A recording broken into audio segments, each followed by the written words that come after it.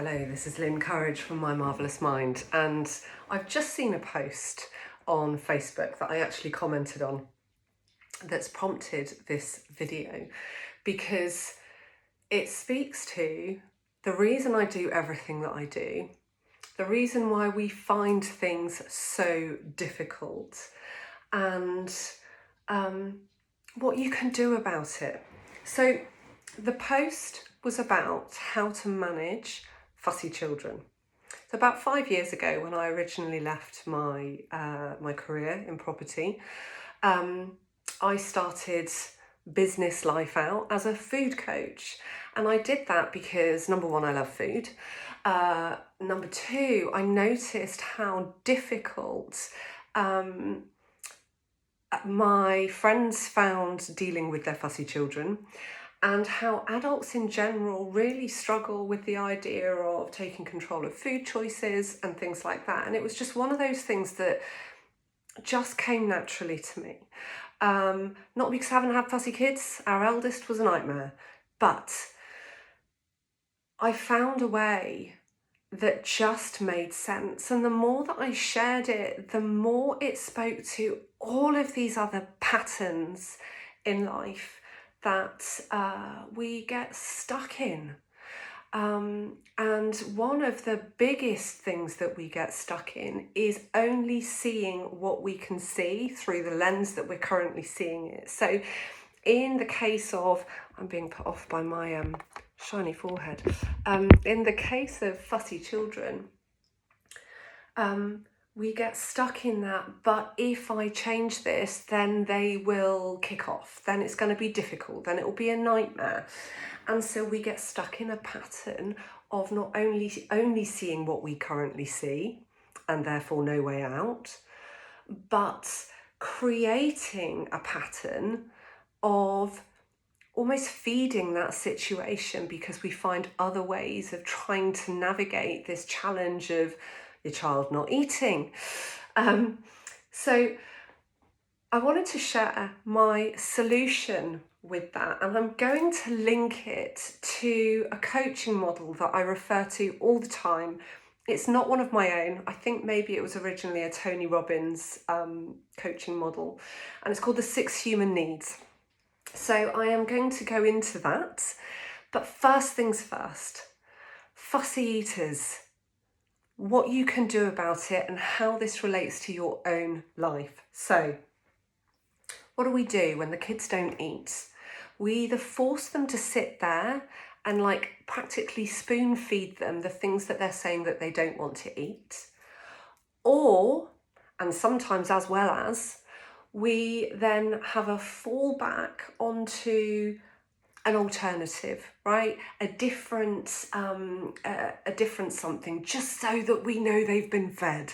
So you might end up giving them toast or cereal when you've already cooked an entire meal. And in some cases you haven't only cooked one meal, you've cooked something for that person and something for that person and something for you, because everybody has their own whims and you end up bending to all of them. So one of the biggest challenges that we have is I've not got enough time, right? I've not got enough energy. There's always a not enoughness, and yet we spend it doing things that we need not be doing. So on this post, I think I put something like, number one, do not offer alternatives. That's got to be your non-negotiable. Don't offer alternatives. Number two, make sure that you offer variety, right?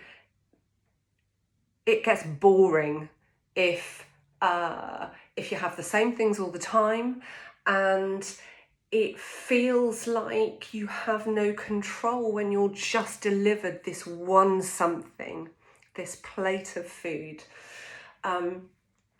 And number three, eat together. So we've got 3 boys, and our eldest was always particularly difficult. And I remember my mum saying to me when he was really small, he won't starve himself, Lynn.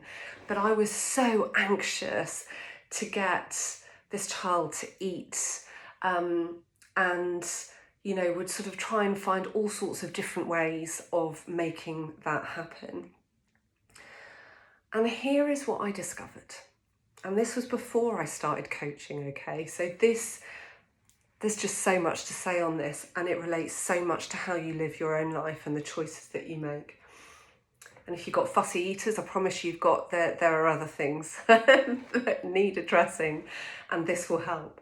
So what I found was, the more that I enjoyed and shared the food that I liked, the more interested he was. That's number one. We forget that kids are they're just mini humans.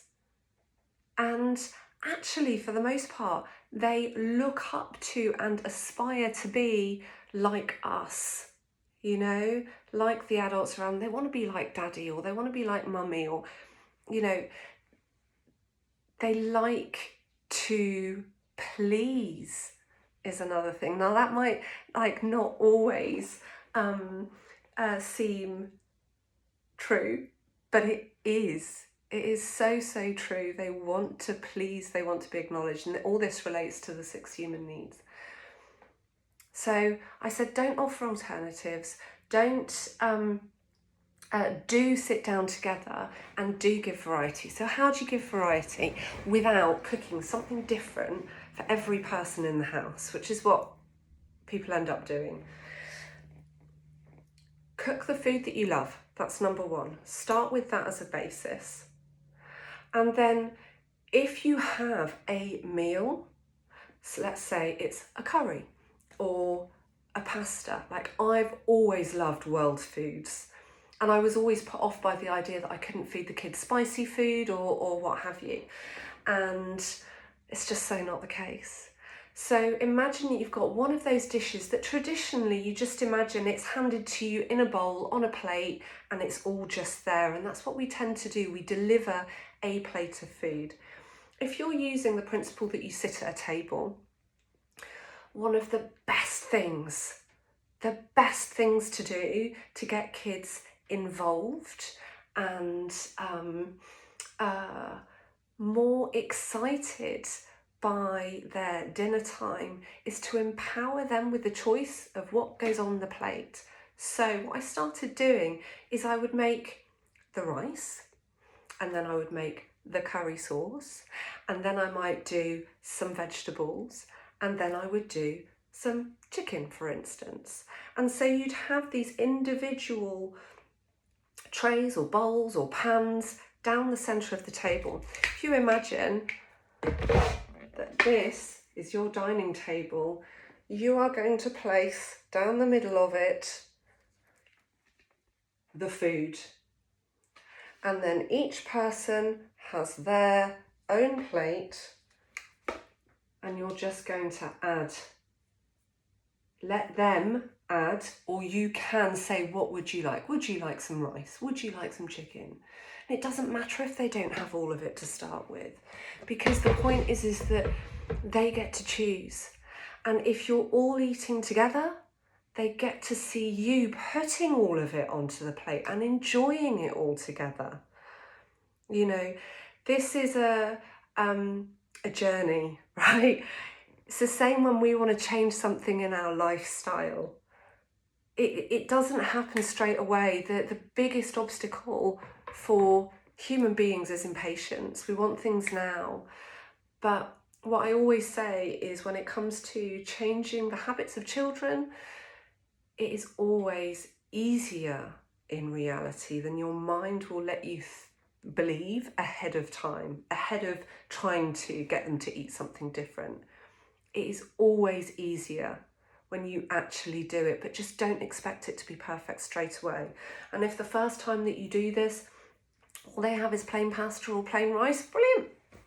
They can still see what's available, they can still choose what to put on their plate, and you can encourage them through positive encouragement. And this is one of the other things that I said. When we make a fuss and creates like an expectation of conflict around mealtime or whatever else it may be for you. It's trying to get them dressed, or getting them out the door or to school. If there is an expectation of a conflict, the heels are in before you've even got to the dinner table, the door, or the school, or whatever it might be. And if you can create an atmosphere of positivity, it lessens that, and over time it just makes it go away completely. So this is why I always say, feed the kids the stuff that you like. Do not make a fuss. They don't want to eat, that's fine. They won't starve themselves. And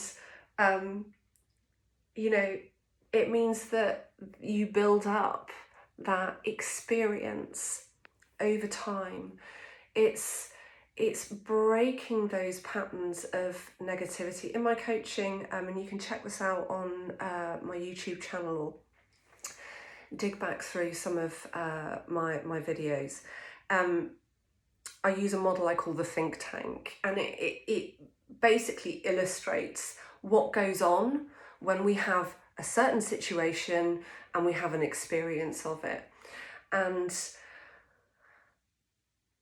we have a thought about that situation. For a lot of kids, it's going to be, oh my gosh, this is going to be painful, I don't want to do this.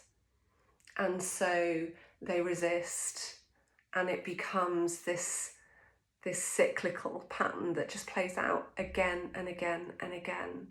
So the more that you change the experience of that situation, so the mealtime is the situation, the experience is whether it's a good one or a bad one, for example.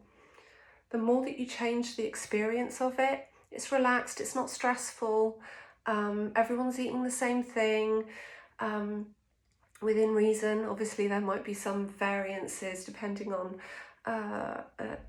dietary needs or whatever, but the point is that over time you influence the way they think about it, which changes the way they feel, which changes the way they behave, and that changes their experience of it, and it becomes like this positive compound effect. I can't stress this enough. Like, eat round the table, eat together, put the food down the middle, empower with choice, control, variety. Kids love to feel like they're in control, don't we all? And it's when we feel like we're not in control that life feels hard and horrible and challenging. And so let me try and bring this round to the 6 human needs, which in the spur of the moment I always forget what they all are. But one of the human needs is certainty. You want to know how something is going to play out. It makes you feel safe and secure. It's a human need, harks back to the caveman days, when there were tigers out there about to eat you. And of course that's not the case now, but we do still like that certainty. It's why we get stuck in habitual patterns of doing things in a certain way. So even if a pattern appears to be negative, it's still a pattern, it still offers certainty. So in the case of a child who's stuck in fussy eating, it's a pattern, it's familiar. They know what to expect. When I do this, this happens. We are the same. We're all the same. We operate in the same way. The other one on the flip side, and this is the one that really conflicts, is the need for variety or uncertainty. And that kind of fights the need for the risk of boredom. And kids can get bored with their food, can't we all? We get bored if we're doing the same things day in, day out. We get bored if we don't go out and experience adventure and something different in life. And you can apply that principle even to the smallest things, like what you put on your dinner plate. So certainty and variety. One of the other ones is love and connection. And this is where I see a real impact in the fussy eater example, because we get so frustrated by that child not eating or behaving in the way that we want them to, that it creates a divide between you because you're cross, you're frustrated. Why is this not working? Why are you not eating what I'm providing you with? And so it's not that you don't love them, but that sense of connection is broken and taken away.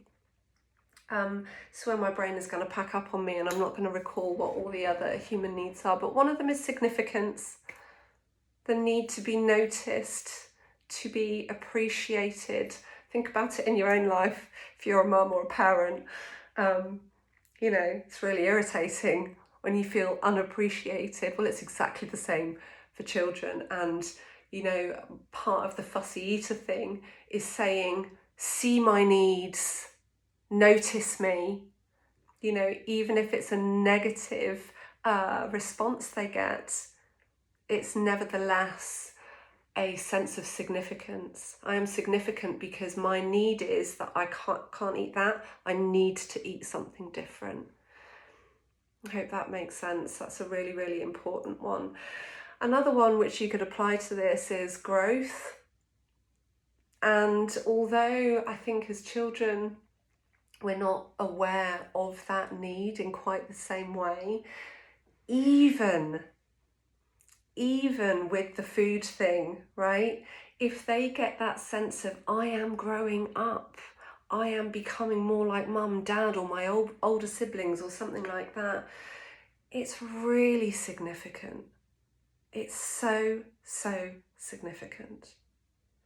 So I was just inspired to record this, and I think it's a principle that we can apply to parenthood and to our own lives. And it's actually one of the things that really inspired the work that I do, because I could see the negative cycles that we get stuck in, not least with our own choices, that have this negative ripple effect onto, the people that we love the most. And obviously our children fall into that category.